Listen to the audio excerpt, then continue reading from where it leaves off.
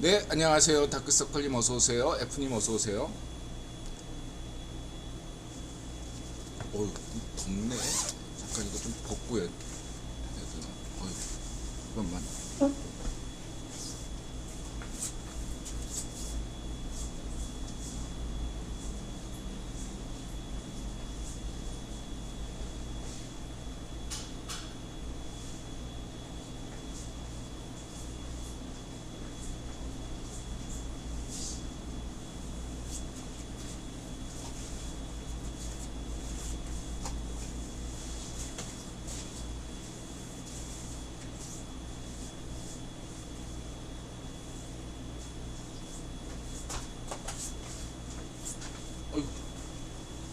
덥네요.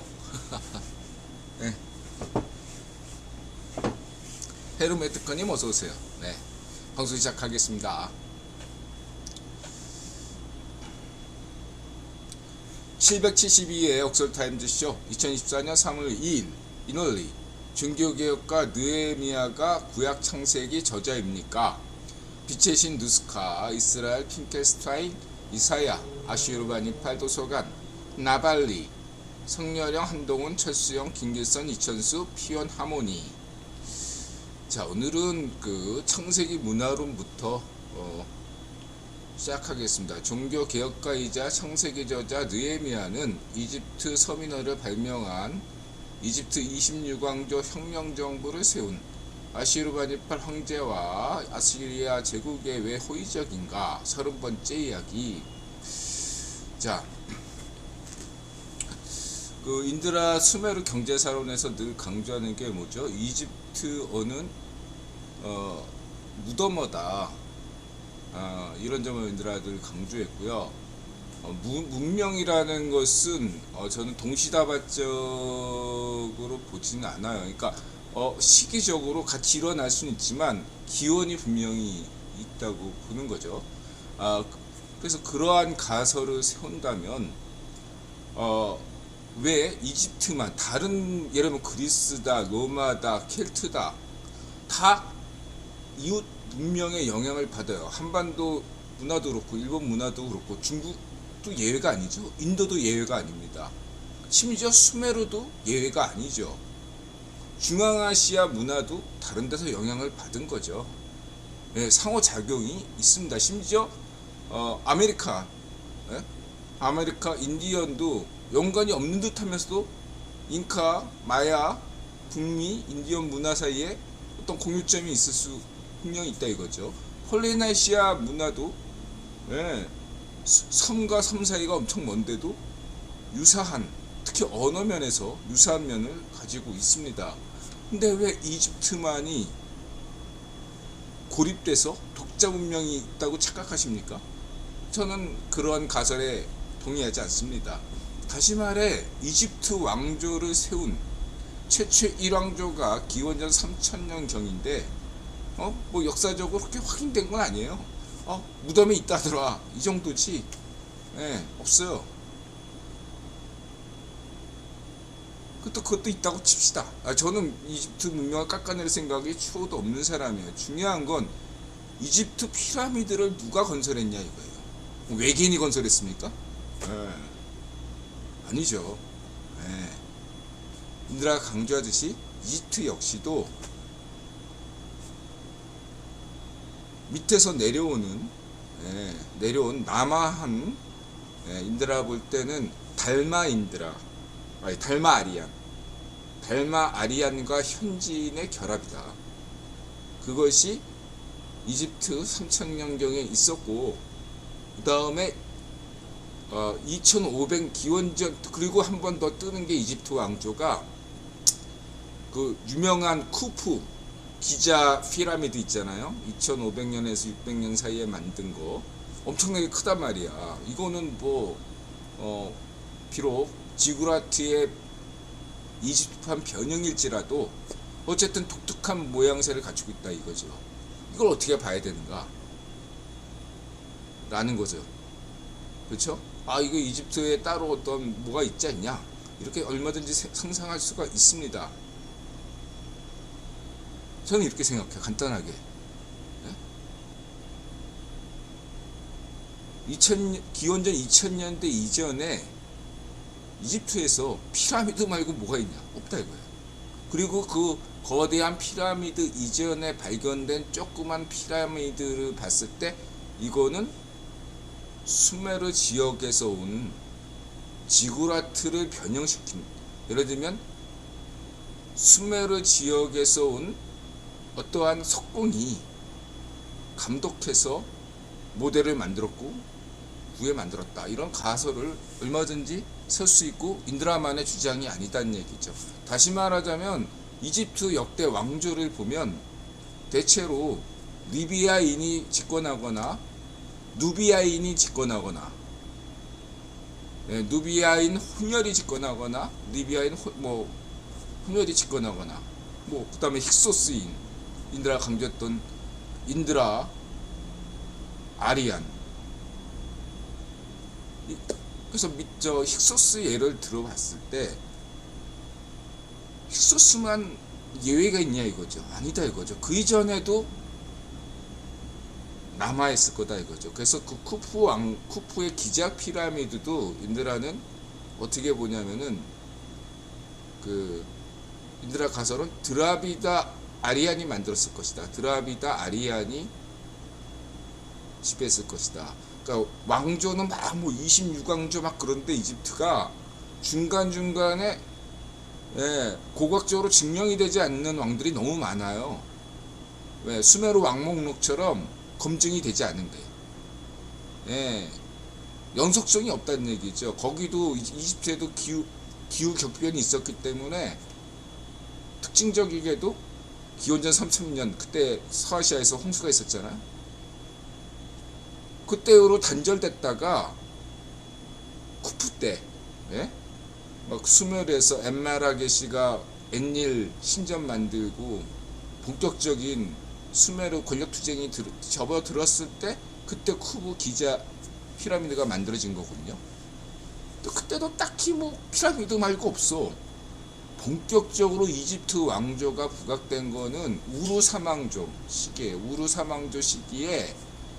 오늘날 그 시리아 저쪽 해안 도시, 페니키아 위쪽 우가리트라는 데가 있어요. 거기도 꽤 앞선 문명인데, 우가리트 문명이 크레타 이쪽으로 섬 있잖아요. 크레타, 미노스 그쪽으로 영향을 줬다고 저는 보거든요. 그런 거 안 믿는 사람은 아니다. 지중해 독자적인 문명, 아틀란티스 문명이 있다. 아틀란티스 문명으로 인해서 이집트의 후손이 이집트로 가서 기자 피라미드 만들고 이래 다 했다. 그렇게 얘기해준데 그건 저는 아직까지 그렇게 믿는 사람도 꽤 되죠. 외계인이 만들었다, 아틀란티스 후손이 만들었다. 저는 그런 자위 파시아, 한국의 환빠가 똑같은 거죠. 이집트의 환빠. 근데 이집트 바들이 알고 보면요, 순수한 이집트인들이 아니에요. 인드라가 늘 강조하지만 이집트 바 상당수가 그리스 바고 프랑스 바입니다. 역사가 있어서 그래요.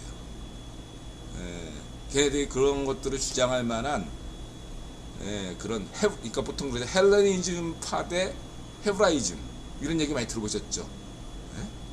헬레니즘 파 대 헤브라이즘, 이런 구도가 있어요. 역사 해석하는 방식에 분명한 그러한 것들 때문에 지나칠 정도로 이집트를 너무 싸고 도는, 다른 데는 막 철저한 검증을 막 하고 무차별 폭격을 하는데 그건 이스라엘도 예외가 아닙니다. 이집트만 상당히 보호되고 있고, 그리고 역사적으로 잘못 알려진 게 너무너무 많아요. 가령 태음태양력 같은 경우는 기원전 1000년경에 이 메소포타미아 문명에서 처음 시작했고, 그거를 아시리아 제국과 바빌론 문명이 있었죠. 바빌론 제국이 받아들이는 겁니다. 그 태음태양력을 바빌론이 있을 때 유대 왕국도 그걸 받아들여 가지고 그때부터 유대 왕국도 바빌론 달력하고 똑같이 오늘날까지 쓰고 있는 거예요. 그 탐무드의 달 이런 게 있단 말이에요. 근데 그럼 마치 태음태양력은 이집트에서 만든 것이냐? 아직까지도 이게 인터넷 보세요. 예, 이게 이집트바의 폐예요. 모든 걸 다 이집트가 먼저 했다 이런 식이에요. 이집트에서 먼저 한 거 거의 없어요. 그냥 피라미드 하나 인정해 줄게. 근데 그 피라미드를 과연 이집트인이 만들었냐 이거죠.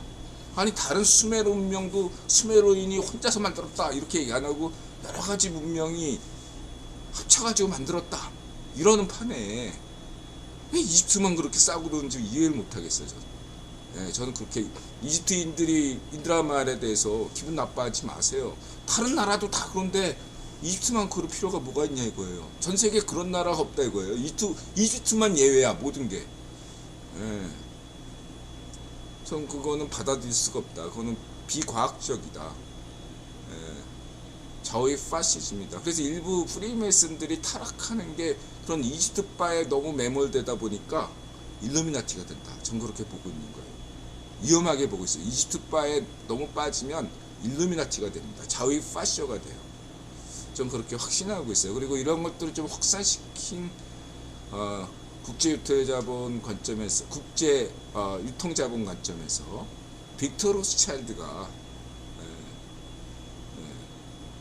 이집트의 그 자기 신복을 대통령으로 만들었잖아요. 갑자기 생각 안 나네. 좀 그 사람도 좋아하는 사람이에요. 그 사람을 키우기 위해서 이집트 신화를 더 뻥튀기 한 면도 없다. 좀 있다. 이렇게 보고 있습니다. 최근에 빅터 로스차일드의 아들이죠. 제이콥 로스차일드가 사망했죠. 그러니까 제이콥 로스차일드 아들은 빅터 로스차일드의 전 부인 사이에서 전처와의 사이에서 태어난 겁니다. 빅터 로스차일드 전처는 영국인이었어요. 영국 귀족이었던 걸로 생각하는데 유대교로 개종했어요. 근데 그게 중요한 게 아니거든요. 인드라드 여태까지 강조한 건 유대인들이 목외전선을 강조하는 것은 어릴 때부터 교육이 몸에 배워야 된다 이거죠. 중간에 한국 여성들이 유대인하고 결혼했을 때 유대교로 개종하는 경우가 정말 엉망 있습니다. 그거는 유대인들 관점에서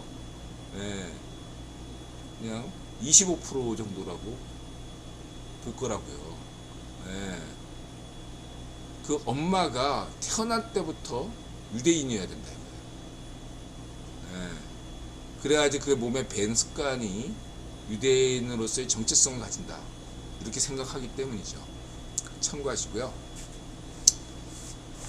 수사님 어서오세요. 각도님 어서오세요. 인드라가 이제 강조하는 것은 이집트가 대무역이나 대외관계 이러한 것들을 다른 나라에서 자료를 그러니까 이집트 안에서만 이집트 무덤에서 막 이집트 바들이 제멋대로 상형문자 그거 멋대로 해석이거든요. 제가 볼 때 상형문자이기 때문에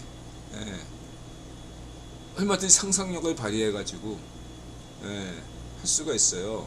각골문하고 똑같다고 보시면 돼. 각골문. 그거는 저는 크게 그러니까 초기에 이집트 상형 문자는 저는 문자로 이렇게 그게 이렇게 제 역할을 하고 못한다 이렇게 보고 있습니다. 물론 수메르의 초기 문자도 마찬가지예요. 둘 다 수메르 문자건 이집트 문자건 모두가 그림 문자에서 시작한 겁니다. 쐐기 문자도 그림에서 시작한 거고 이집트 상형 문자도 그림에서 시작한 거다. 이집트 상형 문자를 만든 사람도 저는 드라비다 아리안이 만들었을 것이다. 그럼 드라비다 아리안이 거기까지 갔는데 뭐 정복하러 간 게 아니라 그냥 흘러 들어간 거예요. 거기까지. 거기에 정착한 거예요. 그리고 그림 문자를 만들었는데 거기서 현지화를 하면서 무덤어를 만들었다. 전 그렇게 보고 있는 거죠. 그때부터 수메르 식민지였다 이런 얘기가 아니고,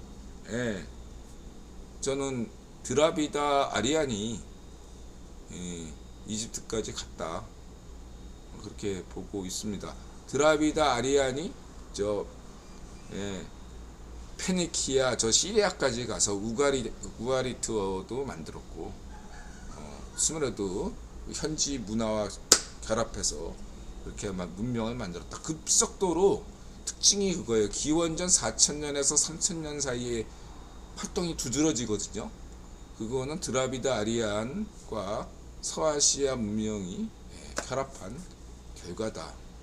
이렇게 거기서 이집트 문자가 나왔고 수메르 문자가 나왔는데 먼저도 문자다운 문자 역할을 한 것은 수메르 문자다.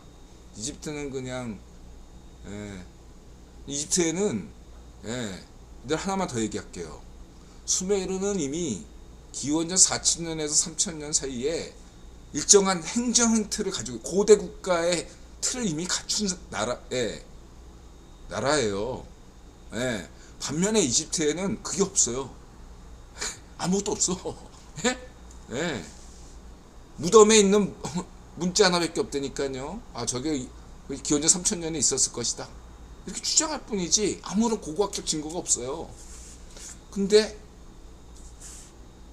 기원전 4000에서 3000년 사이에 수메르는 넘쳤다 이거야. 그리고 그러한 것들은 이런 우가리트, 시리아 거기도 있어요. 기원전 3000년 기준으로 해서 이집트는 그냥 총구석이었다 이거예요. 총구석. 저는 그걸 분명히 강조하고 싶습니다. 그래서 이집트 왕조를 지배한 사람들이 과연 이집트인이었냐에 대해서 들어가 근본적인 질문을 하고요. 그 다음에 이제 이집트 민중어, 이집트 서민어를 만든 것은 아슈르바니파 아시리아 황제가 이집트를 기원전 7세기경에 정복했습니다. 그리고 거기에 리비아 출신의 왕을 임명하고 돌아간 거예요. 옛날의 방식은 거기까지 뭐 이렇게 할 수가 없잖아요. 그러니까 거기에 자기 사람 딱 꽂아놓고 일정한 공을 바쳐라, 조공해라. 딱 그 정도지 뭐 거기 가서 뭐 이렇게 하는 게 아니거든요. 그래서 거기에 친아시리아 정부를 세워놓은 게 놓고 돌아갔어요. 근데 그 리비아 친아시리아 제국회 이집트 왕조 26왕조에서 처음으로 이집트 서민어가 드디어 나온 거예요. 그 전까지 그럼 이집트인들은 뭘 썼습니까? 안 썼어. 일상 언어라는 게 없었어 이집트인.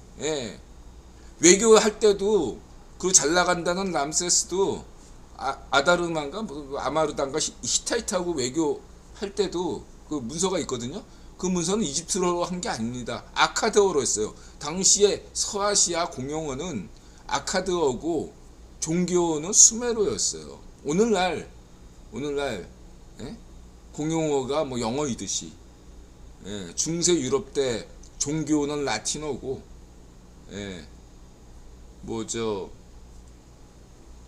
공용 외국어는 뭐 프랑스어 뭐 이런 것이냐 그런 것 같은 양력이다 맥락이다 이거예요. 이집트어가 이집트 왜 안 썼을 뿐만 아니라 인들한 근본적인 문제 제기를 하는 거예요. 이집트인들이 기원전 6세기 이전에 7세기 이전에 이집트 말을 썼냐 이거예요. 안 썼다 이거예요. 모르니까 무덤에만 있는데 어떻게 알아요. 인들한 또 이런 분명히 문제 제기하겠습니다. 기원전 공자 시대 이전에 중국인들 대다수가 한자를 알았습니까? 몰랐어요. 몰랐습니다. 문자도 없었어. 종이도 없고. 아슈르바니팔 도서관 사건 이후에야 전 세계에서 혁명이 일어나가지고 지식혁명이 일어나서 그때서야 중국에서도 이러한 조로아스터다 뭐 아람어다 이런 게 받아들여져 가지고 영향을 받아서 문자가 막 나오고 공자 시대 때 문자가 막 나온 거예요. 인도에서도 딱 아주 유사한 시기예요. 다 보세요. 느헤미야가 활약한 시기도 기원전 5세기. 뭐 붓다가 활약한 시기도 막 연대 막 올리는 게 뭐 그런데 이런 거 연대 수 따질 때는 제일 늦은 게 좋아요. 제일 늦은 게 정확한 겁니다. 자꾸 막 이렇게 공자의 어떤 생애도 추정할 때도 늦게 잡아야지 일찍 잡으면 안 돼요. 예, 그건 조금이라도 앞서 있게 보이려고 공자 빠들이 뭐 붓다 빠들이 조금이라도 연대를 막 앞당기려고 애를 쓰는 건데, 예, 더 있어 보이려고. 그럴 때는 제일 낮은 걸로 잡는 게, 추정치 낮은 걸로 잡는 게 정확합니다. 예, 전 그렇게 강조드리고 싶고, 근데 중요한 건 거의 그리스건, 예, 그리스 철학 이건, 뭐 느헤미야건, 조로아스터도 뭐 기원전 2000년 그런 거 아니에요. 그냥 그것도 기원전 5, 6세기예요 다. 조로아스터교도. 예. 붓다도 마찬가지고 공자, 노자 다 마찬가지예요. 거의 같은 시기에 기원전 5, 6세기에 다 일어났어요. 아슈르바니파 도서관 덕분이다. 예? 이집트에서는 이집트 서민어가 만들어질 정도로 혁명의 시대였다. 이렇게 인드라가 항상 강조했죠. 예, 이렇게 주장한 사람은 인드라밖에 없어요, 전 세계에서. 예, 그 점을 강조하고요. 바다사원님 어서 오세요. 예, 각도님 어서 오세요. 그리고 이제 본격적으로 이런 전제 속에서 이제 보통 성서의 구약에 보면 엘과 야훼가 나오잖아요. 신은 하나인데 어떻게 된 거냐? 다들 궁금할 것 같아요. 저도 궁금했죠. 예, 그래서 연구를 나름대로 했는데, 인드라가 현재 인드라 얘기는 상대 진리고 헛소리일 수도 있고 그냥 인드라 생각이에요. 예, 꼭 맞는다고 볼 수는 없는데, 현재 잠정 결론을 낸 것은 첫 번째, 문명은 수메르가 앞설지라도 어떤 신에 대한 생각은 오히려 이쪽 하람 평원이 더 앞설 수 있다. 괴페클리 테페처럼. 신에 대한 관념은, 인간이 신에 대했던 생각은 문명은 뒤떨어질지라도 농업 과학 기술 혁명이 떨어졌죠. 수메르가 앞섰잖아. 농업 기술은 떨어지더라도 종교적 관념은 오히려 하람 평원이 더 앞설 수 있다 라고 볼 수 있는 거죠. 두 번째는 기원전 4000년경에서 3000년 사이에는 두 하람 평원과 수메르 지역이 동등했다. 동등했다. 수메르 문명이 계속 발전하면서 종교적인 어떠한 관념도 수준이 높아졌고, 이쪽은 계속 똑같으니까, 하람 평원은 그냥 수준이, 맨 처음에는 이쪽에 그 하람 평원이 더 높았는데 수준이, 수메르가 막 추격해가지고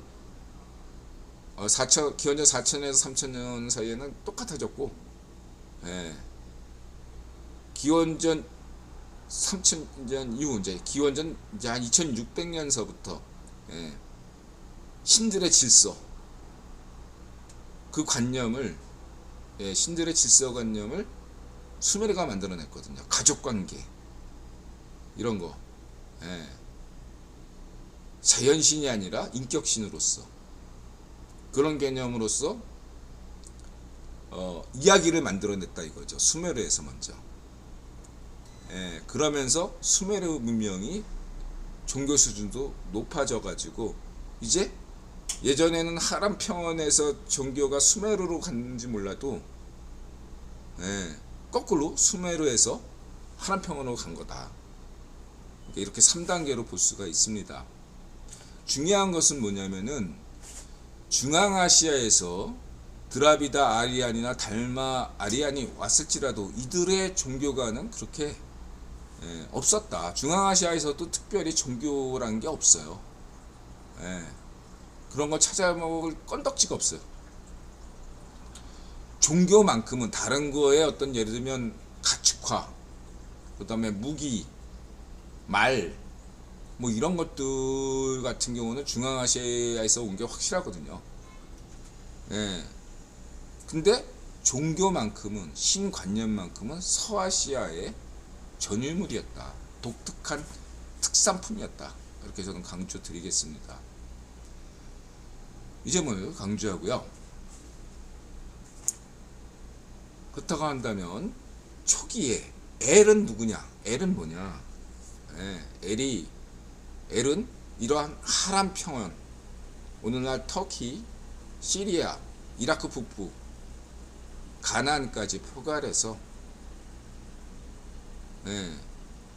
이 지역에서 오래전부터 믿어왔던 신이다 이거예요. 엘이. 그럼 이 엘은 뭐냐 이거예요. 수메르하고 비교한다면 저쪽은 아누가 있겠죠. 하늘신 아누 혹은 근데 아누를 하늘신으로 딱 지정한 것도 수메르에서 기원전 한 2500년이라고 얘기했잖아. 그때부터 아누는 하늘신이다 라고 했던 것이고, 중요한 차이는 그거고요. 엘은 오래전부터 연대를 알 수가 없다 이거야. 오래전부터 하람 평원의 신이었다 이거야. 최고신. 근데 또 다른 차이가 있어요. 엘은 신전이 없어요. 아누는 기원전 2500년에 그 전에 아누가 있었지만 아누를 신전을 기원전 2500년에 만들었잖아요. 아누 신전은. 근데 엘에 대한 신전은 없습니다. 그 개념은 뭐냐면 우리가 어떤 나쁜 놈을 딱 보면 하늘이 무섭지 않느냐 이놈아 그런 얘기 있죠. 그 하늘 그 엘이에요. 걔네들 세상에서. 그때 하늘이라는 것은 무언가 특정한 신을 의미하는 게 아니라 그냥 하늘이야. 그러한 개념의 말 그대로 신인 거예요. 거기 앞에 이름을 붙이니까 예를 들면 바알 신, 야훼 신 할 때 그 신, 그때는 이 신이 그 신을 지칭하는 고유명사가 될 수도 있고, 대부분은 그냥 계명사예요. 신. 뭐 특정한 어떤 걸 지시하는 그런 개념이 아니라 하늘이 무섭지 않느냐 그런 개념. 일단 엘이 그리고 엘과 관련된 가장 카시아님 어서 오세요. 엘과 관련된 가장 설득력 있는 어떤 이야기가 있어요. 그게 언제 만들어졌는지는 몰라도 그 우가리트 서사신가 그거에서 나오는데 어느 날 엘이 바다로 딱 갔는데 아가씨 2명이 있는 거야. 아가씨한테 고기 구워줄까? 하고 고기 구워주고 잤대. 그게 거의 엘의 유일한 서사신가 그래요. 그리고 그 잔 여자가 아세라다. 근데 그건 나중에 나온 얘기예요. 그 가족관계도 원래 가족관계가 없어요. 자연신에게는. 그것도 맨 한참 뒤에 나온 얘기라고 저는 보고 있고, 중요한 건 뭐냐면은 제가 이 얘기를 왜 하냐면 나중에 이제 들어온 신이 저는 엘이 최소한 게페클리 테페 수준의 그때부터 믿어져온 신이고 인류 최초의 신이고, 그 다음에 굳이 게페클리 테페가 아니라면 달마 인드라와 현지인이 결합한 기원전 한 7500년 6500년 이전에 그 서아시아에서 최초로 발생한 신이라고 봐요. 저는 그 개념이라고 봐요. 근데 중요한 건 이 엘이 텐트 치고 지냈다 이거예요. 정착신이 아니란 얘기예요. 정착신이 아니라 텐트 쳤는데 갑자기 그 바알이 쳐들어왔다 이거예요. 하다드나 바알 뭐 이런 게 쳐들어왔어요. 그러면은 처음에는 분명히 엘의 아들 개념이거든요. 니누르타처럼. 나중에 들어왔잖아. 니누르타가 엔릴 다음에 니누르타잖아요. 예, 그런 것처럼 바알이나 야훼나 뭐 그밖에 그쪽에 그 시리아 쪽의 신들, 하람 평원의 신들이 다 엘의 아들 취급을 받았다 이거예요. 아들 취급. 하다드. 그러면 하다드다, 바알이다, 야훼다, 그런 신들은 일단은 각지의 현지화된 신이라고 일단 봐야 돼요. 어떤 거냐면은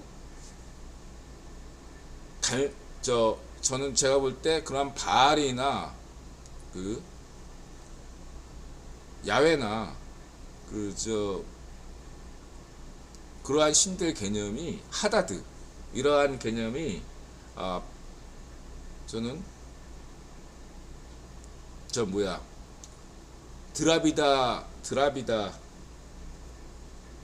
인드라 에서 왔다고 보고 있습니다. 야훼는 좀 더 늦은 것 같아요. 전 하다드는 확실히 드라비다 아리안 쪽과 시대, 하다드나 바알 같은 경우는 기원전 4000년에서 3000년 사이, 늦어도 기원전 3000년에서 2000년 사이에 들어왔다고 보는데, 야훼 같은 경우는 이스라엘 민족 자체가 없었어요. 간단하게 인드라가 할게요. 이스라엘 민족은요, 인드라가 막 히브리한테 두리거 맞는지 모르겠어요. 갑자기 내일 급사당하면 히브리인 책임 돌려야 되나? 어쨌든 저는 혼자 얘기하는 게 아니라 히브리 민족은요, 기원전 10세기, 기원전 1000년 전까지는 이스라엘 민족이 존재하지 않았습니다.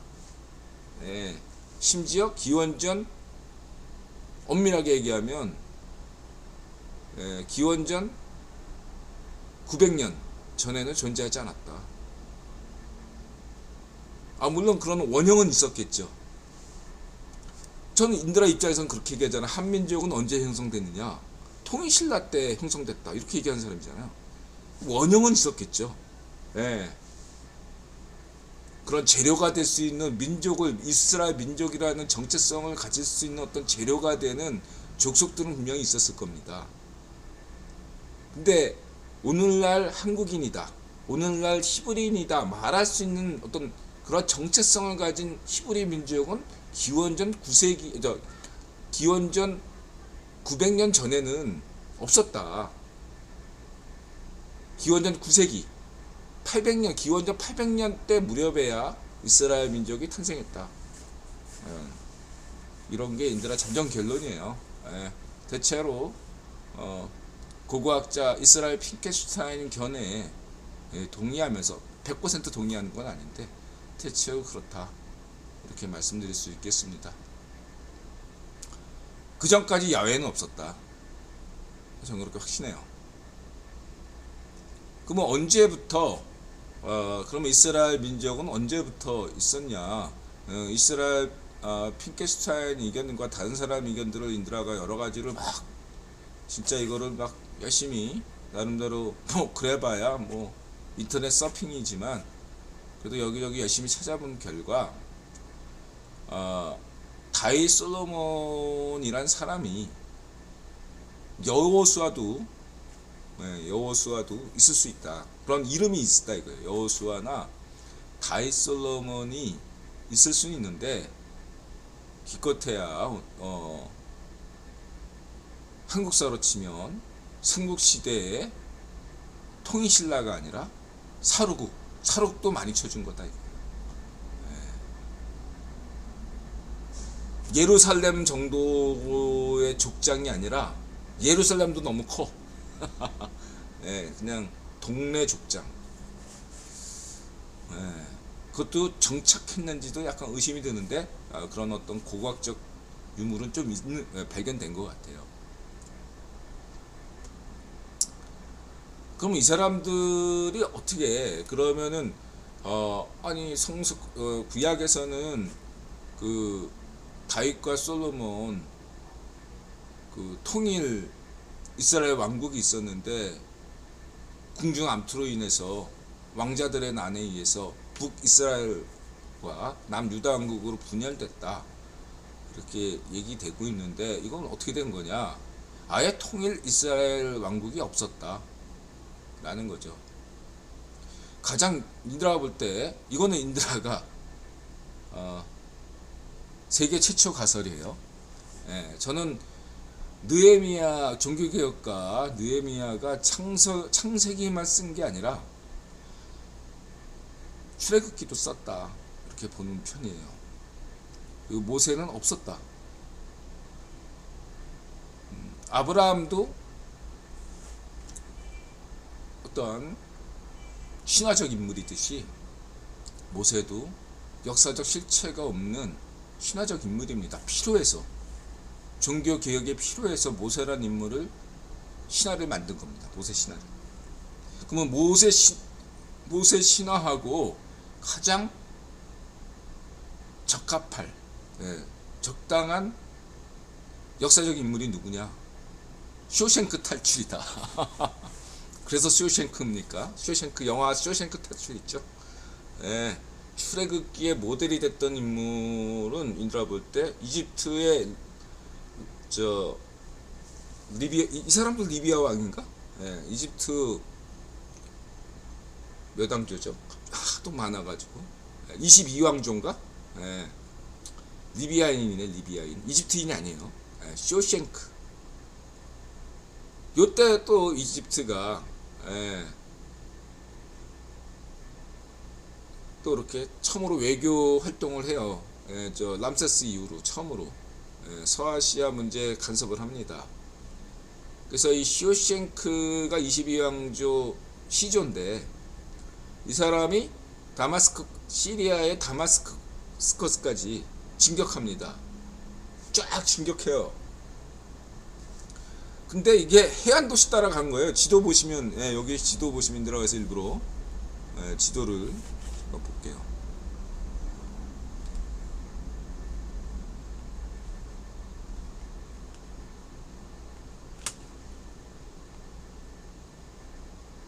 여기 이렇게 보시면 지금 오늘날에도 이스라엘에 잘 나가는 도시는 다 해안에 있어요. 이 잘 나가는 도시가 텔아비브, 예루살렘 아닙니다. 이 하이파란 도시하고요. 텔아비브가 제일 잘 살아요.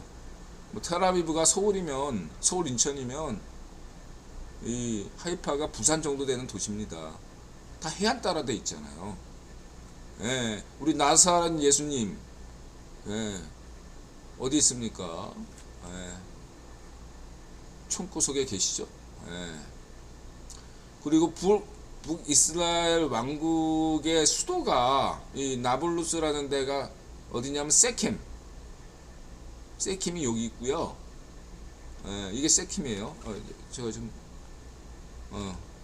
날라고 있네. 여기가 세켐이고 나블루스. 그다음에 그 옆에 이렇게 북서쪽으로 있는 데가 여기가 사마리아예요. 그 문제의 사마리아가 도시예요. 그러니까 이 지역을 사마리아 지역이라고 하지만 동시에 여기 사마리아가 북이스라엘 왕국의 수도이기도 됐어요. 여기 세켐도 수도였고 요 사마리아도 수도였단 말이에요. 근데 이 지역도 보시면 예루살렘보다는 낫지만 여기도 그렇게 변방이라 이거예요. 해안가가 아니란 얘기죠. 여기에 비해서 예루살렘은 봅시다. 여기 보면 뒤로는 사막이고 여긴 열이고 뒤로는 사막이고 앞에는 산맥. 이거 유명하죠. 이스라엘 지도 보시면 해안가, 고지대, 사막. 여기 뭐하러 올라오냐 이거예요. 안 그래요? 뭔가 이렇게 거기를 정복하려면 뭔가 이렇게 조공할 만한 건수가 있어야 될 거 아니에요. 근데 그 아무것도 없어요. 뭐하러 정복해요? 사람도 없어. 사람도 안 살았어요. 예루살렘 근처에는. 북이스라엘 왕국이 훨씬 더 잘 살았어요. 왜냐면 저기 예, 왕의 길, 뭐 왕의 길 혹은 대제사장의 길 해가지고 교통로가 좀 뚫렸거든. 근데 쇼생크가 이집트 쇼생크 리비아인 22왕조 쇼생크가 진격할 때만 하더라도 여기는 별 의미가 없었다 이거예요. 근데 내려오는데 얘네들이 산적질하니까, 예, 이 중요한 건 페니키아 도시하고 이집트 간의 그 육로를 건설하는 건데, 해안가 도로. 얘네들이 먹고 살려고 간단하지. 중앙아시아에, 예, 스키타인 뭐 흉노 이런 애들처럼, 예, 먹고 살 게 없으니까 당연히 약탈할 거 아니에요. 약탈하지 말라고 오는 길에, 예, 이 지역에 내가 너 인정해 줄 테니까, 예, 적당히 통행세만 먹고 떨어져라 하고 임명했다. 이런 어떤 식으로 인드라가 약간 MSG를 쳐가지고 이스라엘 핑케슈타인 가설을 이야기한 겁니다. 이 시기가 쇼생크가 진격한 시기다. 그리고 모세의 어떤 실제 모델은 이 쇼생크일 수 있다.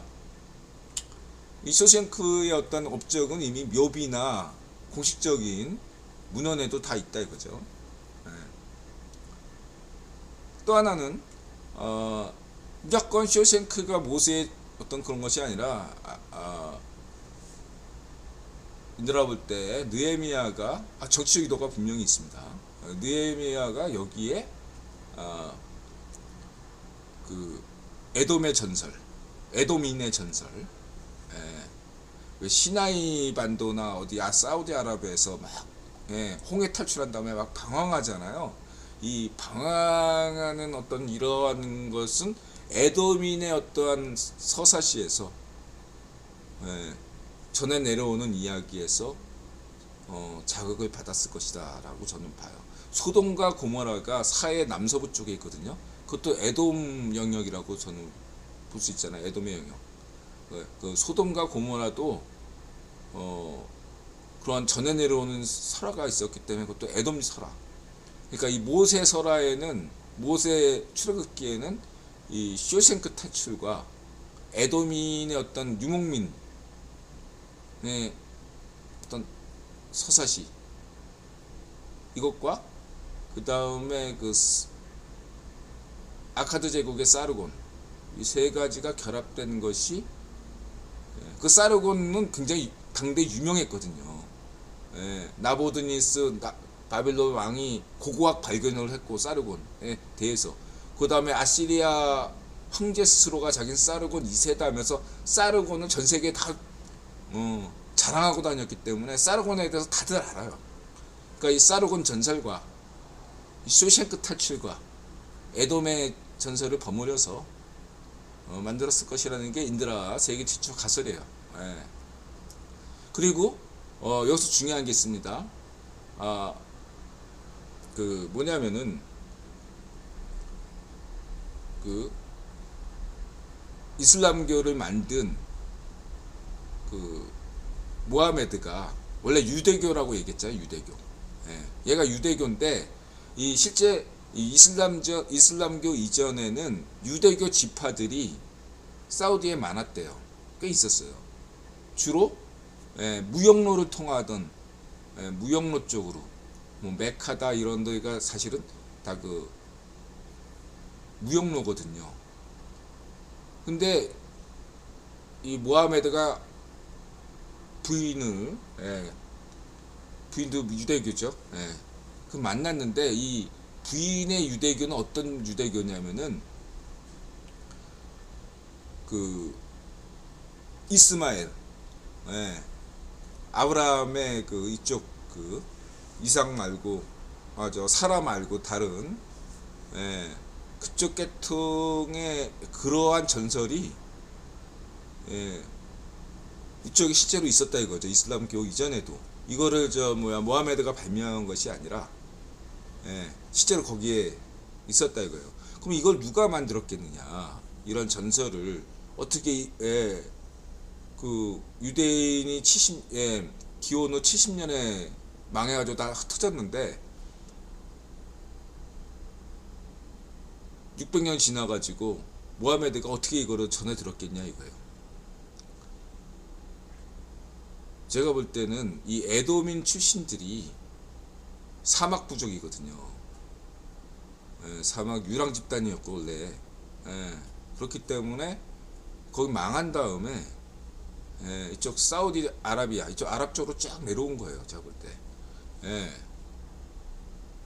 그 오늘날 예멘 같은 지역 있죠. 거기 유대 국가였어요.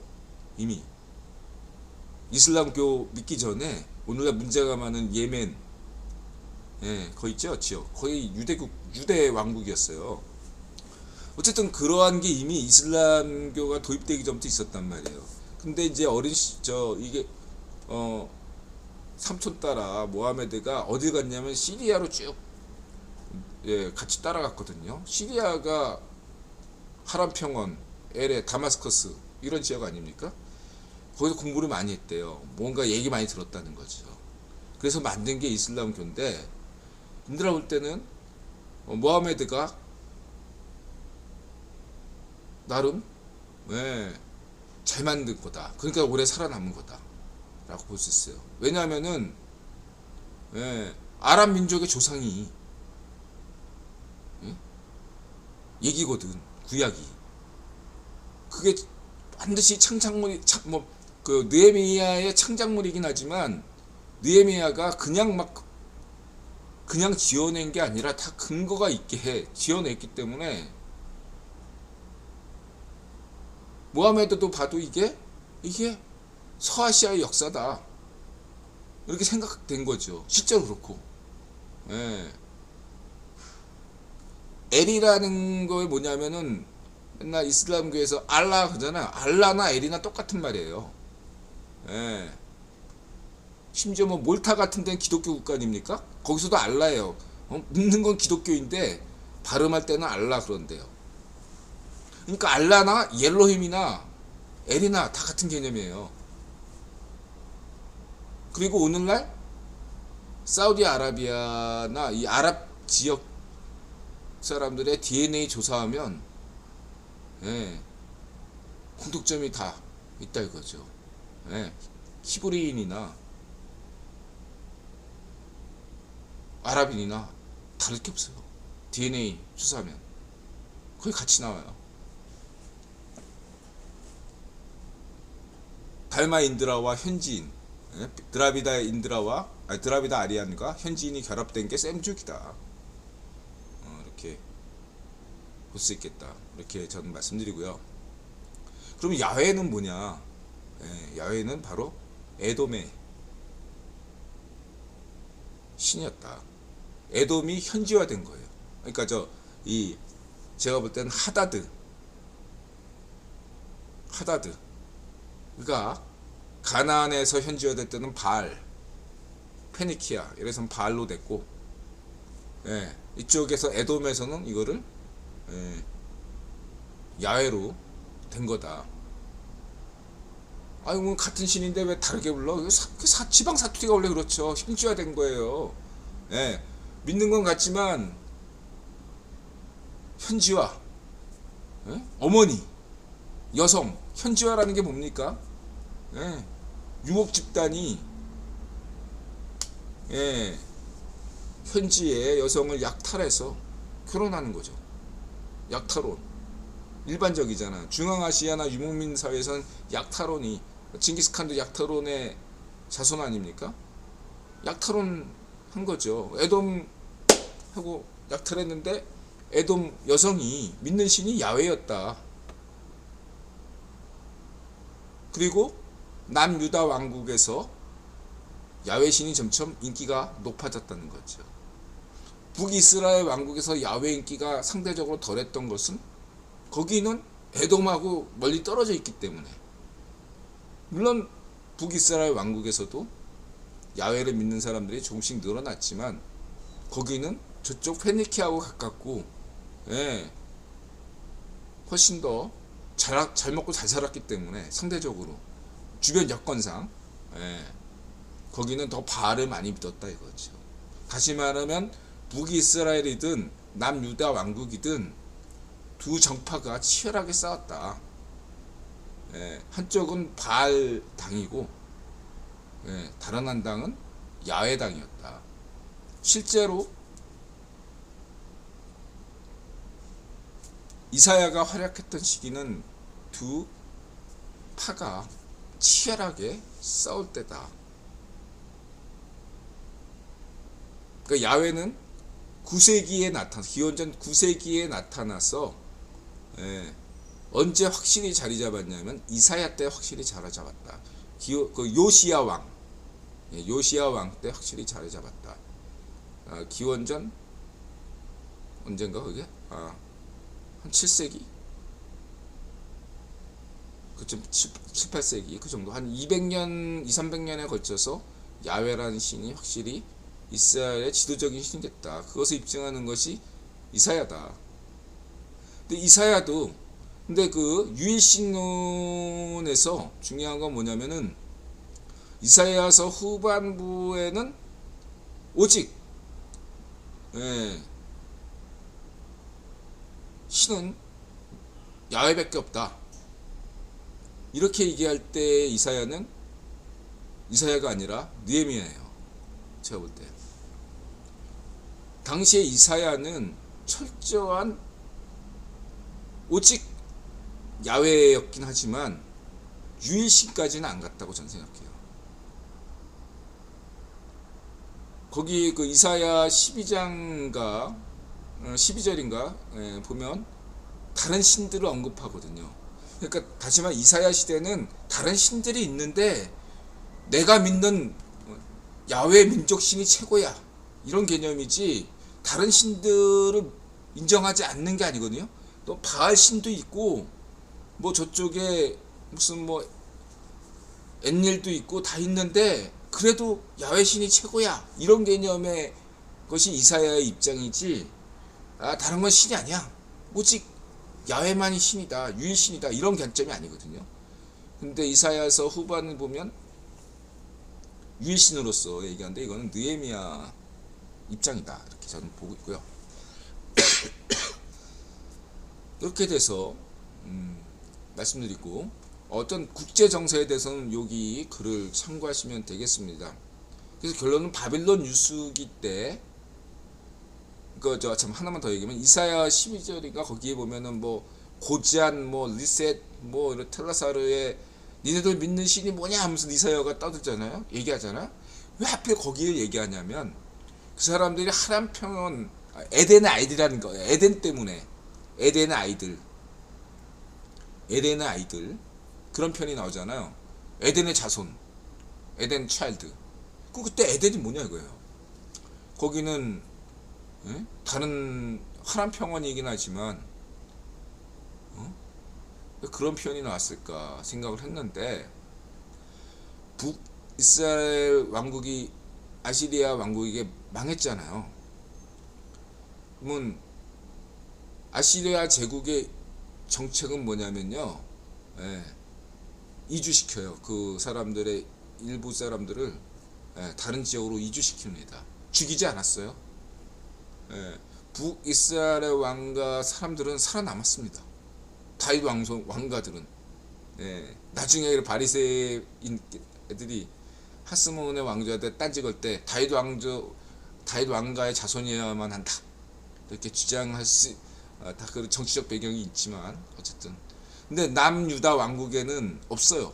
다윗 왕가가 바빌론 왕이 두 아들 마지막 왕을 죽이고 하나 뽑아 해가지고 처형시켰거든요. 어쨌든 그건 나중에 지금 복잡하니까 그건 나중에 얘기하고 어쨌든 이러한 북이스라엘 사람들이 상당수가 하람 평원에 가서 살고 있었단 말이에요. 잘 살고 있었던 거죠. 이래저래 하람 평원이 그래서 중요하다. 하브르 계곡이 하람 평원이거든요. 하브르 발리크강, 하브르강, 유프라테스, 티그리스, 에덴의 아이들, 그래서 이 에덴이란 표현을 과연 진짜로 에덴이란 표현을 창세기에서는 거의 안 쓰는데 이 에덴이란 표현을 과연 이사야가 얘기한 건지 아니면은 느헤미야가 넣은 건지 그건 알 수가 없다. 저도 모르겠어요. 여러분들 관심 있는 사람들은 좀 그걸 추적하시기 바랍니다. 어쨌든 중요한 것은 뭐냐면은 바빌론 유수기에 남유다 왕국에서는 두 당파가 싸우고 있었다. 보통 역사에서는 친이집트파와 친바빌론파가 싸웠다 이렇게 얘기하는데, 이 친이집트파라는 것은 친아시리아파다. 이집트 왕조 자체가 아슈르바니판이 세운 정부이기 때문에 친아시리아파다. 대결은 친아시리아파 대 친바빌론파가 붙었는데, 어떻게 됐습니까? 남유다 왕국이 멸망했잖아요. 그랬을 때 친아시리아파 일부는 이집트로 도망갈 것이고 다른 한쪽으로는 하란평원 쪽으로 도망가실 것이고 뭐 그랬겠죠. 어디 시골로 숨어 있을 거는가. 그리고 이제 바빌론에서 총독을 딱 임명해요. 바빌론 유수기 때 걔를 또 암살합니다. 친아시리아파가. 어쨌든 중요한 것은 이 아시리아파 입장에서는 바빌론에게 적대적이잖아요. 그리고 친아시리아파 입장에서는 이 바빌론을 멸망시킨 게 페르시아입니다. 그렇죠? 페르시아는 적의 적은 내 편이죠. 친아시리아파가 당연히 친페르시아파가 될 수밖에 없고, 이건 또 페르시아 입장에서도 이해관계가 맞아요. 느헤미야가 누굽니까? 페르시아의 고위 관료 아닙니까? 그래서 느헤미야가 총독으로 오는 겁니다. 와서 창세기를 쓴 거예요.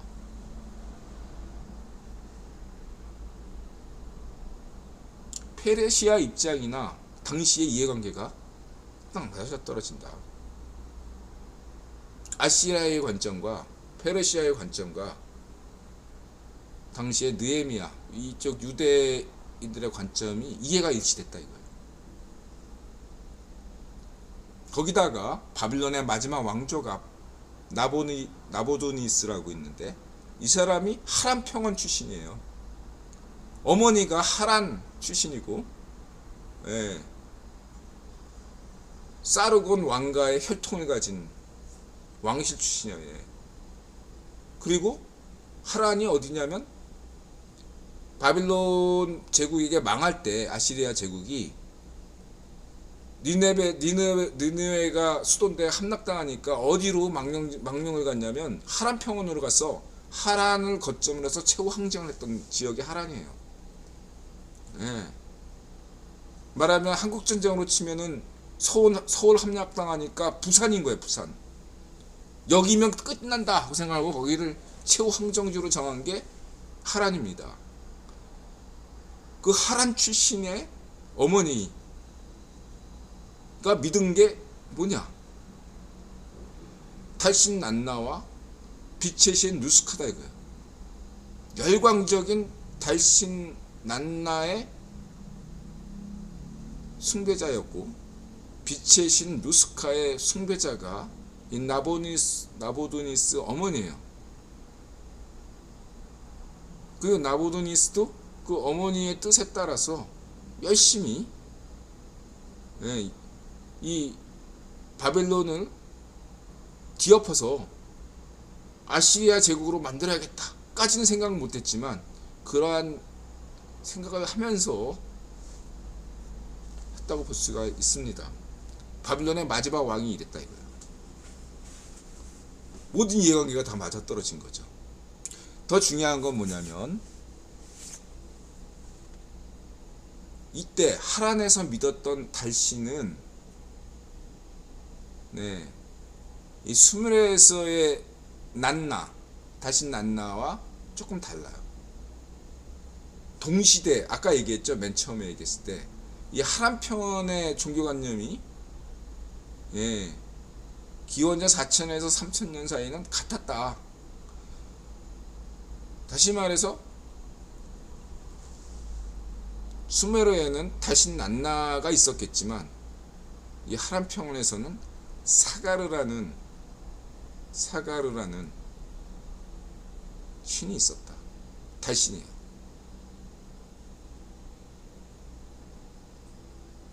이런 식으로.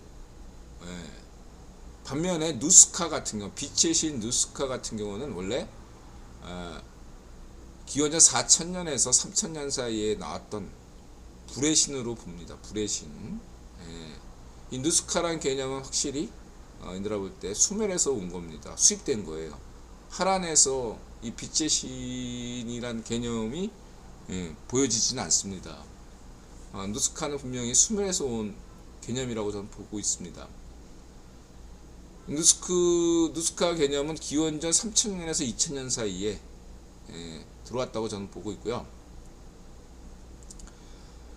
이 누스카를 키운 왕조가 우르삼 왕조와 이신 왕조예요. 누스크가 이 하란평원에 이렇게 소개될 수 있는 영향력을 가졌던 것은 마리 출신의 이신 왕조 덕분이라고 생각합니다. 그 대홍수 설화 만들었던 이신 왕조, 기원전 2000년에서 1900년 사이에 이신 왕조, 그 사람들이 이 마리 하란평원에 이 누스크를 퍼뜨렸을 걸로 저는 봅니다. 그러다가 하란평원에 빛의 신 그 신전이 생기고 인기를 얻게 되는 게 기원전 대략 1000년 무렵이거든요. 그보다 더 이전부터 있었다고 보는데, 어쨌든 그 시기가 하란평원에서 그 중기 아시리아 제국, 고대 아시리아 제국이 망하고 기후격변으로 어려움의 절대이거든요. 고대 아시리아 제국이 기후격변으로 망할 때 시기에 이 누스카 빛의 신이 인기를 끌었다, 이렇게 말씀드리고 싶고요.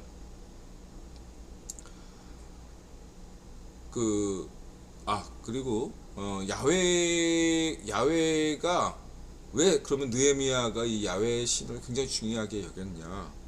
그거는 이스라엘 생존과 목의 전승과 굉장히 관련이 깊다라고 자신 있게 말씀드릴 수 있습니다. 그 정치적인 이유도 있고 종교적인 이유도 있고, 뭐 자세한 거는 다시 글로 쓸게요. 뭐 레위인 문제, 그 다음에 뭐 이렇게 구체적인 거, 정치적인 이유, 여태까지 오늘 얘기한 건 국제적인 얘기만 했잖아요. 국내적인 얘기는 안 했고, 국내적인 문제에 있어서 반드시 필요한 종교개혁이었다, 정치개혁이었고, 느헤미야의 정책을 너희들은 지지한다. 여기서 중요한 것은 보통 순혈주의를 강조하는데, 히브리 남편들에게 이방인 여자하고는 이혼해라, 이렇게 주장했잖아요. 근데 어디에서건 이방인 남자하고 결혼한 유대인 여성들은 이혼해라, 이런 얘기한 건 없어요. 아니 왜 남자만 이혼하고 여자들은 그냥 놔두느냐 이거죠. 보통 유대인들의 어떤 목의 전승은 아브라함 전통이다 해서 아브라함 때부터 시작한 것이다 라고 하는데, 실제로 그렇지 않고요. 바빌론 유수기 이후다. 느헤미야가 강력하게 목의 전승 강조했기 때문이다.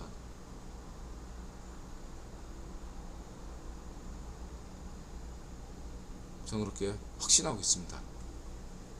물론 잠정 결론이죠. 그래서 막 그 창세기 만들고 야곱 얘기, 요셉 얘기, 아브라함 얘기, 이런 얘기를 한 것이다. 굉장히 제가 볼 때 전 작가로서 이거는 베스트셀러라는 수준이 아니에요. 명품이에요, 명품. 이렇게 수천 년 동안 수많은 사람들을 심금을 울릴 정도의 이러한 어떤 이야기 방식은 굉장히 저는 뭐랄까 이거는 거의 과학이다. 저는 그렇게 본다 이거죠. 제가 볼 때는 굉장히 설득력이 있다. 저는 그렇게 말씀드리고, 이것은 느헤미야가 상당한 당대의 과학, 기술, 역사, 철학, 국어학 이런 것들에 대한 굉장히 박식한 현자였을 것이다. 그리고 작가적 능력, 학구적 능력, 그런 게 충분하다. 뭐 중세에 그런 사람이 미켈란젤로 같은 사람이 있었잖아요. 그럼 미켈란젤로나 그런 사람들처럼, 뭐 데카르트나 뭐 이런 철학자들, 중세 철학자들, 근대 철학자들 다 막 그렇잖아요. 작가고 화가고 뭐 발명가고 과학, 철학, 신학자 다 그렇잖아요. 마찬가지였다. 느헤미야도 굉장한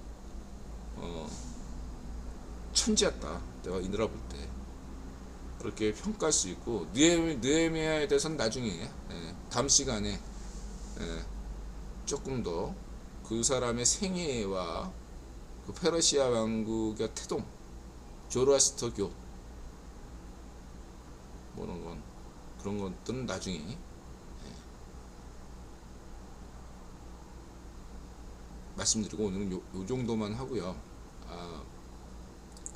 그 다음에 천사와 성령 이 개념에 대해서는 저는 긍정적이다. 이 천사나 성령 개념을 얘기하려면은 아무래도 불가피하게 조로아스터 얘기를 할 수밖에 없어요. 근데 이 조로아스터 얘기하다 보면 너무 시간이 많기 때문에 다음에 얘기하겠습니다. 어쨌든 저는 긍정적입니다. 그러니까 바리새파인들은 이 천사와 천사 개념, 그 다음에 영원 개념, 부활의 개념을 믿었어요. 바리새인들은. 반면에 사두개인은 안 믿었죠. 이 차이가 굉장히 크다. 일단 이 정도만 얘기하고, 조라스터교 영향이 있습니다, 분명히. 그 시기. 그러니까 바빌론 유수기가 아니기 때문에, 천사와 성령 개념은 언제 이게 활성화되냐면, 초기에 조라스터교 그 페르시아가 바빌론 멸망시킬 때는 그 당시에 조라스터교도 뭐 이렇게 딱히 천사와 악령, 정령 개념이 없었어요. 언제부터냐면 페르시아가 알렉산더 그리스 대왕한테 망했잖아요. 그 다음부터 조로아스터교도 페르시아 시대 때의 조로아스터교가 있고, 알렉산더 대왕한테 망한 다음에, 페르시아 그 아케메네스조가 망한 다음에 조로아스터교는 또 달라요. 제가 볼 때 그 이후 그 알렉산더 대왕이 유다 왕국도 정복하고 페르시아도 정복했잖아요. 기원전 한 3, 4세기 이 정도잖아요. 그때부터 천사와 정령 개념이 자리 잡았고, 사탄 개념은 기원전, 그러니까 그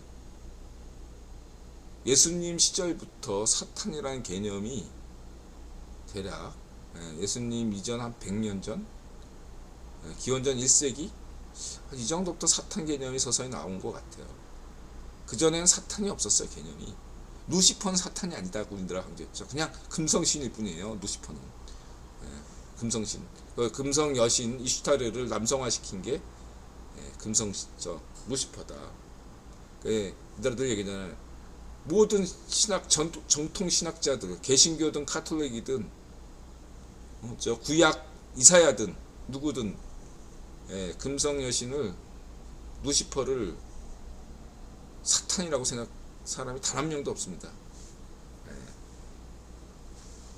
루시퍼가 사탄이다 이렇게 얘기한 사람은 신라권, 한참 뒤에 유럽의 소설가가 신라권 쓰면서 그 다음부터 루시퍼는 사탄이다 했던 근대 발명품이다 강조했죠. 인드라가. 그래서 유튜버들 사이에서 뭐 루시퍼 사탄 음란물, 쟤 무식하구나. 성경 공부 제대로 안 한 사람이구나. 어디 이상한 종교에 빠졌구나. 사악한 종교에. 이렇게 생각하셔야 됩니다. 너무 헐리우드 영화 많이 보면 저렇구나. 이렇게 보셔야 됩니다.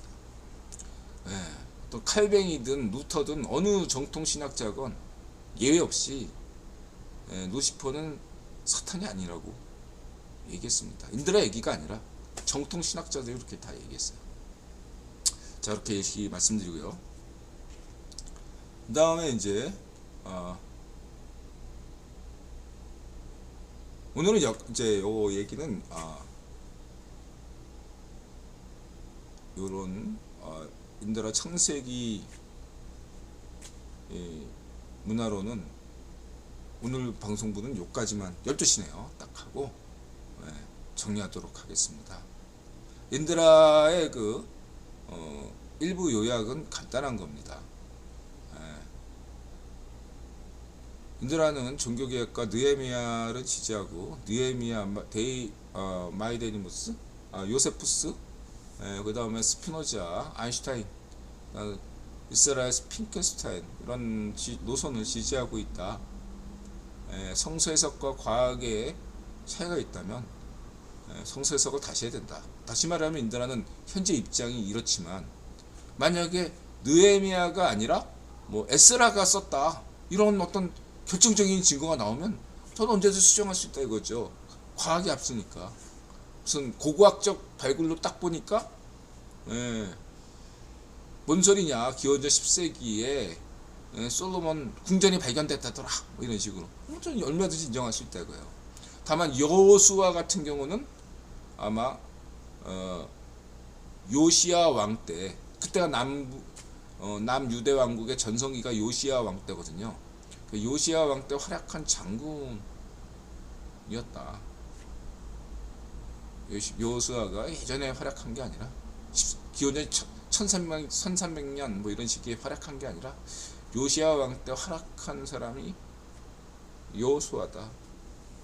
이렇게만 얘기하면서 일부 정리를 간단하게 하면 저는 천재이자 종교개혁가 느헤미야가 구약 창세기의 저자라고 잠정 결론을 내린다. 그러면서 저는 느헤미야를 지지한다. 아울러 우리는 엘과 빛의 신 누스크에 대해서 조금 더 깊이 연구할 필요가 있다고 저는 생각하고 있습니다. 그리고 이것과 엘과 관련돼서는 여러분들이 기독교인이더라도 이슬람 학자들의 견해도 참고하시는 게 굉장히 좋다. 유대교 이 랍비 학자들 입장이나 이슬람 학자들의 견해도 굉장히 신선한 견해들이 많다. 물론 저는 논문을 다 봐야 되는데 그런 건 치는 못하고 인터넷 자료를 뒤지다 보니까, 특히 위키피디아 위주로 쭉 보다 보니까 굉장히 재미있고 흥미로운 이야기들이 많더라. 여러분들이 좀 참고하시면 훨씬 더 신앙생활에 도움이 되지 않느냐.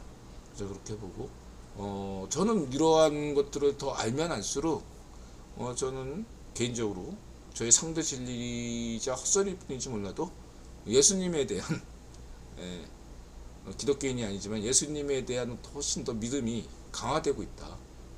이런 말씀을 꼭 드리고 싶습니다. 1부 쉬었다 오겠습니다.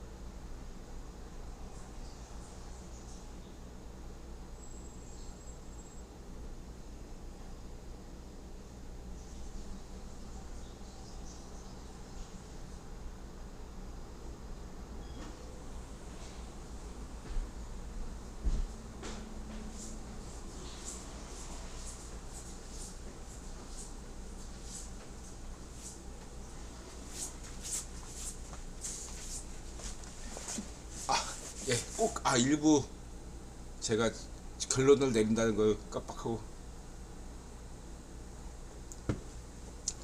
그러니까 이사야에 대해서 제가 잠깐 얘기하면, 90년대 때 제가 인드라라는 걸 몰랐잖아요.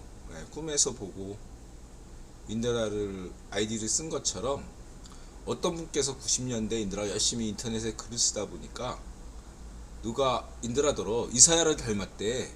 그분은 이제 기독교인이었나 봐요. 그래서 이사야라는 분을 처음 알게 됐어요. 그 전까지 이사야라는 사람 몰랐어요, 제가. 예. 또 한 사람은 이제 불교인인데, 인드라더러 유마거사를 닮았대요. 그래서 저한테 유마거사 책을 하나 선물해 줬어요. 그래서 유마거사라는 사람도 처음 몰랐는데 그때 알게 됐고, 예, 그런 인연이 있다는 걸 말씀을 드리면서, 예, 뭐 2000년대 이후에는 또 다른 사람이 있겠지만, 어쨌든 그러면서 이사야서를 중시한다고. 그러나 창세기와 이사야서, 구약에서는, 그다음에 신약에서는 이제 예수님이 예루살렘 입성한 이후의 삶을 인드라가 중시한다고 했죠. 이 세 가지를 관점을 중시한 이유가 있습니다. 뭐냐면은, 저는 느헤미야의 업적, 종교개혁의 업적의 핵심은 뭐냐면, 빛의 신 누스카를 통해서, 이사야가 믿던 야훼, 민족신, 이스라엘, 오직 히브리인만을 위한 이스라엘 민족신 야훼가 아닌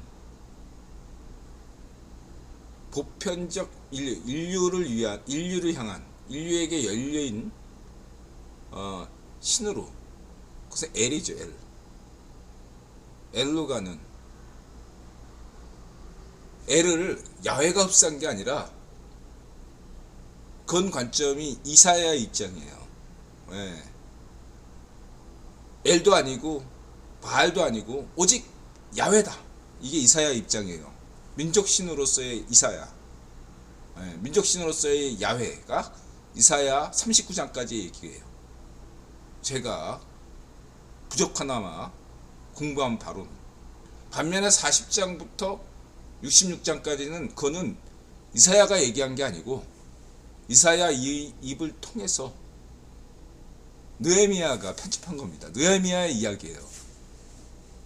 느헤미야가 일부러 이사야의 어떤 명성과 이사야의 어떤 그런 면을 인정하기 때문에 이사야를 살리고, 전편에서는, 후반부에 가서는 이사야가 믿는 민족신으로의 야훼가 아니라 인류 보편의 신 야훼, 그걸 만들려고 했다. 빛의 신 누스카를 통해서 통합시켜서 그를 엘로 가게, 엘로 통합시키려고 했다.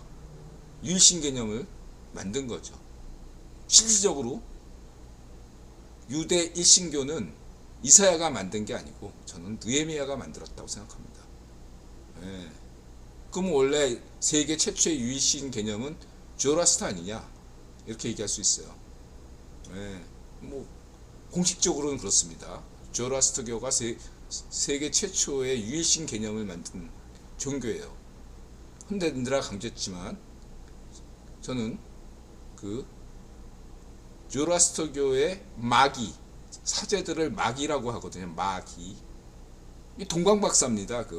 왜 신약에 나오는 베들레헴 예수님 탄생할 때 동방박사들이 오잖아요. 그 동방박사가 조라스터교 사제들이에요. 동방박사. 근데 제가 드리는 말씀은 뭐냐면, 이 조라스터교의 마귀라는 사람들은 페르시아 지역에 있는 빛의 신 누스카 학파였다 이거죠. 제 가설은 누스카를 현지화시켜서, 빛의 신 누스카를 현지화시켜서 조라스터교를 만들었다. 전 그렇게 보는 겁니다.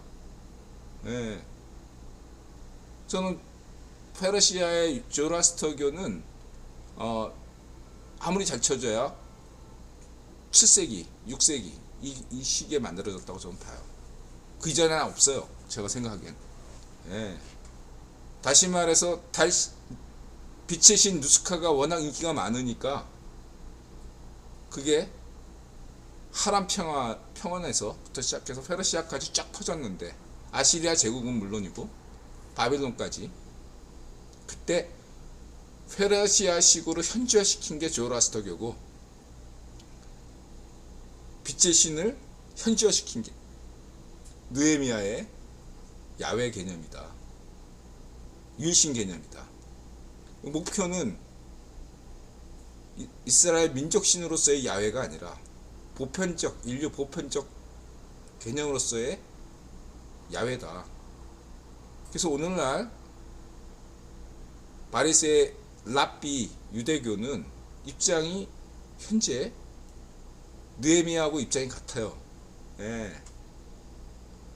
유대교에서 믿는 야훼는 이스라엘 민족신으로서의 야훼가 아니라 느헤미야가 말한 대로 인류 보편의 민족신이다. 전 세계가 야훼의 신을 믿을 때까지, 이런 개념이에요. 예. 그래서 누구든 오늘부터 유대교를 믿으면 유대인이 된다. 이런 개념이 되는 거죠. 이런 면에서 분명히 종교 개혁이다. 예. 기존에 이사야가 믿던 야훼 신은 철학이 없었습니다. 그냥 민족신이에요. 예. 당군신 믿는데 무슨 철학이 필요합니까? 철학 필요 없어요. 제가 볼 때 그냥 민족신이니까, 조상신이잖아. 조상신 믿는데 무슨 철학이 필요합니까? 근데 공자가 중국 조상신을 믿는데 철학이 만든 게 유교지 않습니까? 그냥 믿으면 안 된다. 철학이 있어야 된다. 이렇게 하는 식으로. 예. 전 세계에서 공통적으로 붓다도 그래서 철학을 주장하고 지시탐구 붐이 일어난 거죠. 예. 그래서 기존에 이사야가 믿던 야훼는 철학이 없었다. 제가 볼 때 믿음만 있었다. 이 믿음의 철학을 융합시킨 것이 느헤미야의 업적이다. 인류 보편신으로서의 야훼를 만들었다. 그러나 그 야훼는 이사야의 야훼와 전혀 다른 신이었고, 중요한 것은 그 야훼가 지방신이 아니라, 민족신이 아니라 옐로 가는 것이다. 그리고 그것들을 기원 후 600년 뒤에 이슬람교 마호메드가 알라 이렇게 된 거예요. 그게 엘이에요. 걔도. 예. 이슬람에서도 알라 하는 게 그 모든 것이 결국은 엘로 가는 거다. 이렇게 본 거죠. 걔네들이. 그래서 예수님도 걔네들은 선지자 이렇게 받아들이는 겁니다. 예. 느헤미야도 선지자, 이사야도 선지자, 이렇게 받아들이는 거예요. 다만 저는 차이가 있다면, 예수님만이 세상 유일무이하게 인간이자 신이었다. 동서고금에 다른 사람은 신이자 인간인 사람은 아무도 없었다. 이런 관점일 뿐입니다. 그 관점에서 뭐 힌두교나 이슬람교에서는 인드라 입장하고 다르죠. 유대교 입장도 다릅니다. 그냥 종교 개혁가 이 정도로 보고 있어요.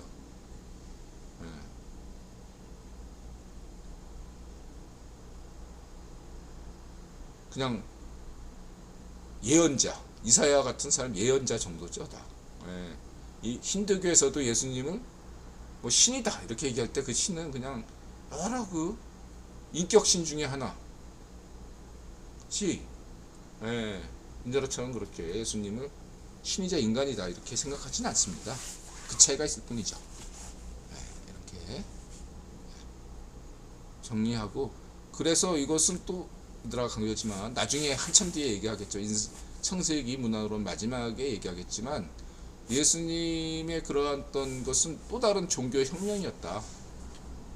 종교 혁명이었다. 저는 그렇게 말씀드리겠습니다. 자, 여기까지만 하고요. 자, 그 다음에 이제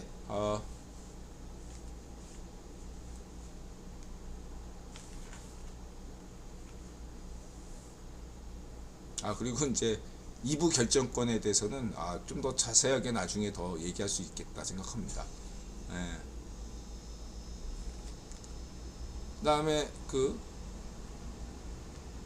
독일이 있는 클리스만 경기를 어떻게 볼까? 한동원, 원희룡, 이천수, 지웅배. 뭐 이건 하도 얘기했으니까 생략하고 넘어가고요. 그다음에 천수하고 원희룡이 쌍둥이가 아닌가? 비슷하게 생겼네요. 예. 한동원. 그다음에 침례 교회를 찾았네요. 예. 뭔가 인드라 덕분인가요? 성유령이 조금 더 예전에 비해서 무신론자였는데 조금씩 신앙심이 깊어지는 것 같습니다. 자, 그다음에 지웅배. 이런 얘기 인드라가 좋아하죠. 지웅배 얘기. 블랙. 이거 보세요. 그냥 인드라가 이런 걸 좋아하니까 관심 있는 분들은 질문 주시고요. 그 다음에 비트코인 넘어가겠습니다. 비트코인. 인드라 인간 집쇼 비트코인 3월 1일날 폭락한다. 뭐 3월 1일 지금 그냥 뭐 오르지도 않고 내리지도 않고 또 이렇게 하는데 하나 더 얘기할게. 더 폭등시키라고.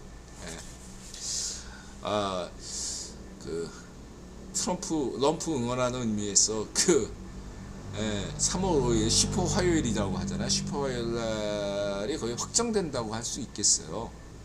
미국 독특한 대선 방식으로 본다면 뭐 결정이야 나중에 6월 달에 본격 시작하겠지만 이 슈퍼 화요일이라는 게 대세를 결정 짓는다라는 의미에서 슈퍼 화요일이거든요. 여기서 슈퍼 화요일에서 뭔가 결정이 나면 호지간에서 안 바뀐다. 한국으로 치면 수도권에서 결판 나는 거와 똑같은 건데 그런 관점에서 보면 3월 5일까지는 좀 비트코인이 폭등하지는 않겠어도 현재 가격을 유지할 수 있겠다.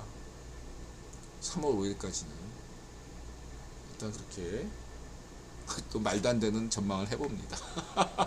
이래놓고 또 계속 오를 수도 있겠죠. 제가 그걸 맞추면은 지금 현재 조금씩 단타 쳐서 이제 아직도 손해요. 마이너스 150만원.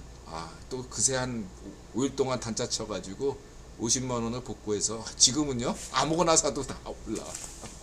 그래서 이런 때가 지금 위험해. 아주 지금 더 오를 수 있겠죠. 그리고 마지막에 더 폭등합니다. 막 그냥 미친듯이 10% 20% 폭등하는데 이게 진짜 모든 지표가 지금 다 이거는 뭐 차트고 뭐고 다 필요 없는 지금 시장이에요. 그냥 세력이 올리겠다는데 딱 그거였지. 다른 거 필요 없고요. 그래서 뭐 이거 지금 가격이고 뭐고 다 말할 필요 없습니다. 그냥 세력이 올리면 올리는 거고 아니면 떨어지는 거예요. 세력 마음이야 이거 지금. 차트고 뭐고 다 필요 없는 겁니다. 차트고 뭐고 간에 뭐 인드라가 보고 있는 주요한 지표만 서너 가지 되는데 다 필요 없어요. 인드라가 보는 지표는 다 그냥 폭락하는 지표인데 꼭지인데 세력이 올리겠다는데 어떡할 거야. 함부로 꼭지를 말할 수는 없는 거죠. 자, 여기까지만 하고요. 저는 겁나서 못 사겠어요. 더 올라가도 겁나서 못 사겠어요. 단타는 쳐도 겁나서 못 치겠습니다. 자, 그렇게 말씀드리고 단양 잘한 건 인정해야 된다. 자유파쇼 지명공천에 대한 인드라 논평, 성렬형 철수형 나발리 부인 VOA, 토트샘 스토리K, 차비리 몽규 축협타도 손흥민 국대 착출 반대한다.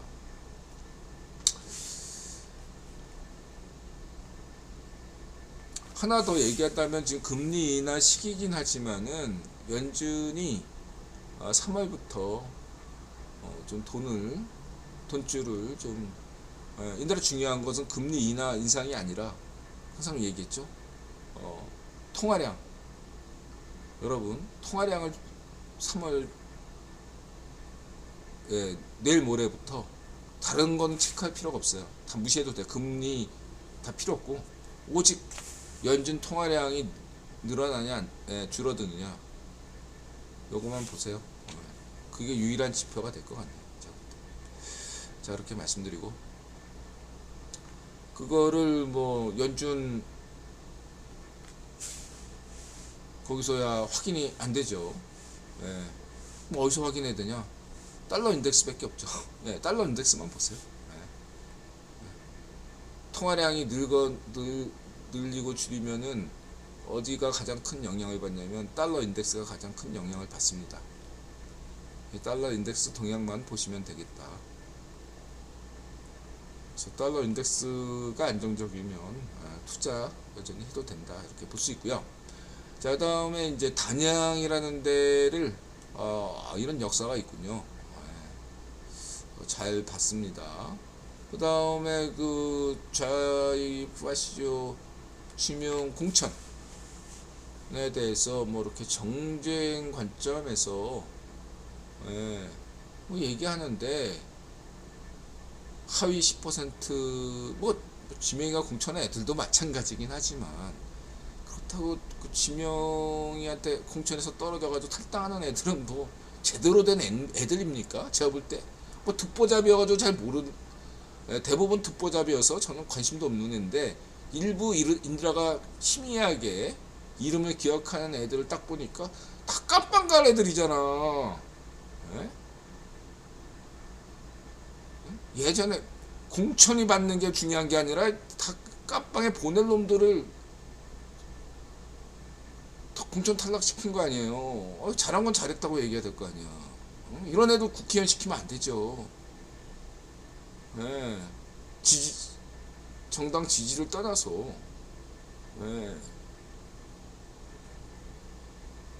다 감옥 갈 애들이에요. 제가 볼 때 진작에 다 10년 전, 20년 전에 다 그냥 정계 은퇴해야 될 정치 노개들 아닙니까?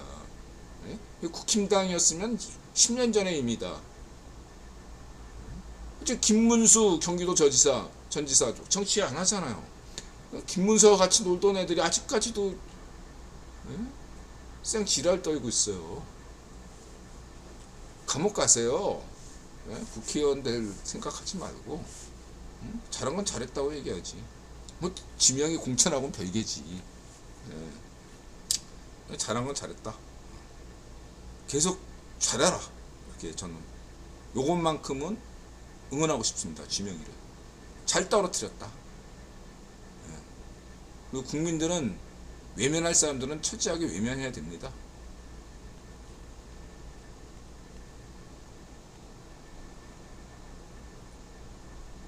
그다음 나발리 부인, 그 다음에 의료, 뭐 이거에 대해서 저는 뭐 의료인들에 대해서 여태까지 비판한 적은 없죠. 근데 지금 의료계가 의료협회가 그저 똥물을 탔어요. 그 좌익 파시에 물들었다. 걔 있잖아, 걔. 의사협회가 어디다 돈 후원금 줬습니까? 좌익 파쇼, 럼프 음모론, 대선 음모론 떠든 애 있잖아, 걔. 누구라고 얘기 안 하겠습니다. 악력 낀 놈 있잖아, 이상하게 생긴 놈.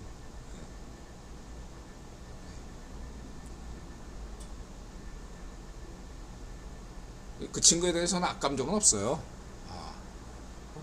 관심도 없고, 듣보잡이니까. 듣보잡. 누군지 아시죠? 걔한테 후원금이나 주니 그 의사 애들이 망가지죠. 정신 차리세요, 의사분들. 대다수 의사분들 말고 그 지금 의사 이쪽 주다는 그 간부급들이 그쪽으로, 전 제가 볼 때 의사분들이 한번 크게 한번 당해야 된다. 전 그런 입장입니다. 전 늘 항상 여태까지 의사분들을 존경하고 지지해 왔다는 거 잊지 마시기 분명히 들어가 맞습니다. 지금도 저는 의사분들을 존경합니다. 전문인들을 전 지지해요. 이번 걸 주도하는 일부 간부진만 문제 삼으셔야 됩니다. 전체 의사분들 탓해서는 안 돼요. 이 나라 늘 강조하잖아요. 민주노총 대중조직이란 말이에요. 깔 거면 민주노총 지도부를 까야지. 좌익 파시오 꼴통 민주노총 지도부가 수꼴통 아닙니까? 얘네들 까야지. 민주노총 조합원 전체를 절대로 까면 안 된다. 절대란 표현은 쓰면 안 되죠. 대다수 노동자부터는 선량한 분들이다. 이런 것들을 늘 강조하고 있습니다. 요것만 얘기하고, 그리고 지금 좌우익 파시오 세력이 또 의사 요거를 또 이용하고 있어요. 좌우익 파시오 푸딩을 지지하는 이 전세계 일부 국유본 귀족 좌우익 파시오들이 럼프를 지지하고 우익 파시오 푸딩을 지지하고 좌익 파시오 쥐명이를 지지하는 국제 국유본 귀족 일부 세력이 좀 의사 파업을 뒤에서 지원해주고 있다는 거 잊지 마시기 바랍니다. 국제적인 투쟁이다. 좌익 파시오, 전세계 좌익 파시오와의 투쟁이다. 잊지 마시기 바랍니다.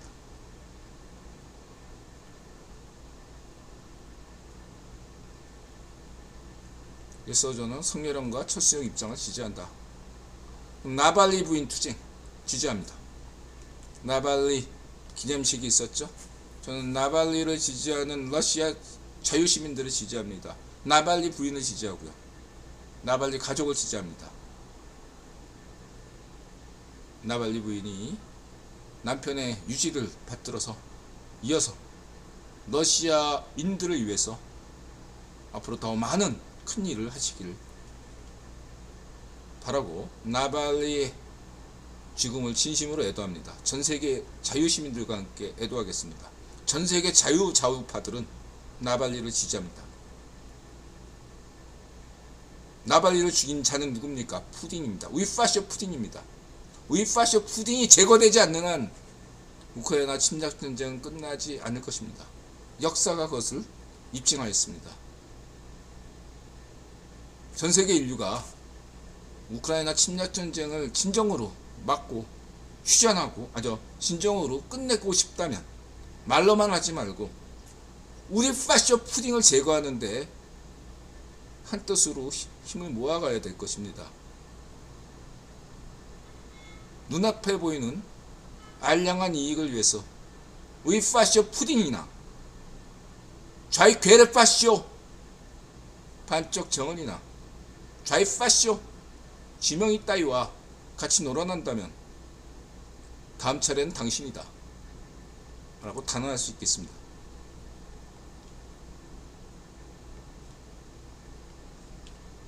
(3차) 대전이 일어납니다. 얘들아 계속 강조하지만 4월 총선에서 국힘이 자유우파 국힘이 압승하지 못한다면 지명이가 지명반정미당이 유력전당이 된다면 핵전쟁 3차 세계대전은 불가피할 것입니다. 한반도에서 전쟁이라는 것은 필연적입니다. 먼 옛날 얘기가 아니라 올해 아니면 내년에 전쟁 납니다. 전쟁을 막고 싶다면 지명 반정미당 참패해야 됩니다. 대한민국의 미래가 없어집니다.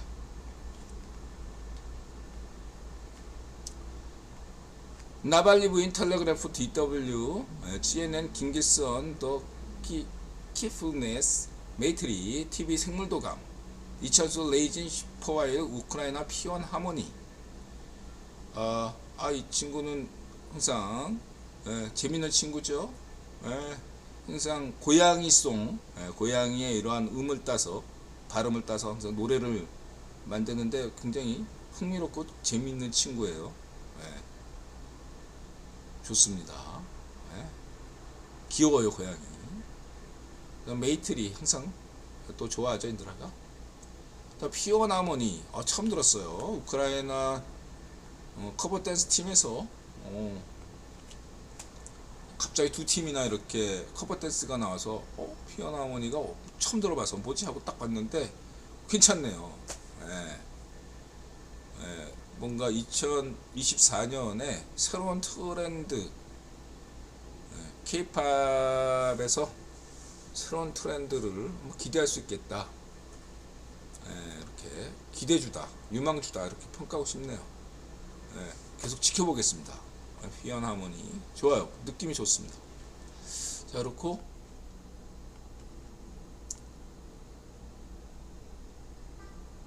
이거는 뭐 올해 2월밖에 안 됐지만 하여튼 두 달 동안 한 달 되지 않죠? 현재 이런 차트고요. 그다음에 좀 민물 조개가 있다는 거 처음 알았어요. 한국에만 있대네요. 조개가 바다에만 있는 줄 알았더니 민물 조개가 있네요. 천수. 또 말빨이 세요. 천수하고 또 김진규 말빨 세더라고요. 그 다음에 뭐 이란 선거죠. 자위 파쇼, 이란 파쇼 정권.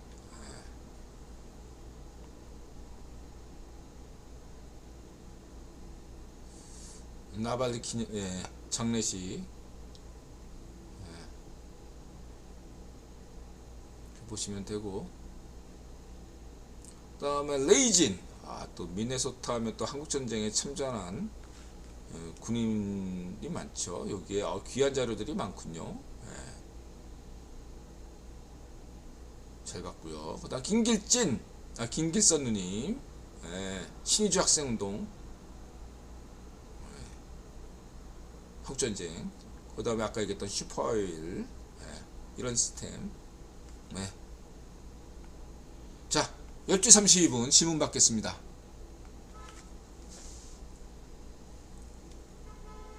아하!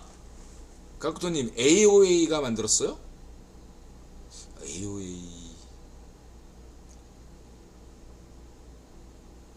AOA 하면은 설현, 저 SK가 키워준 설현, 거기 아닙니까?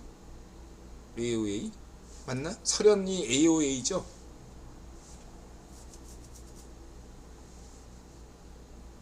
FNC 엔터 중소 업체.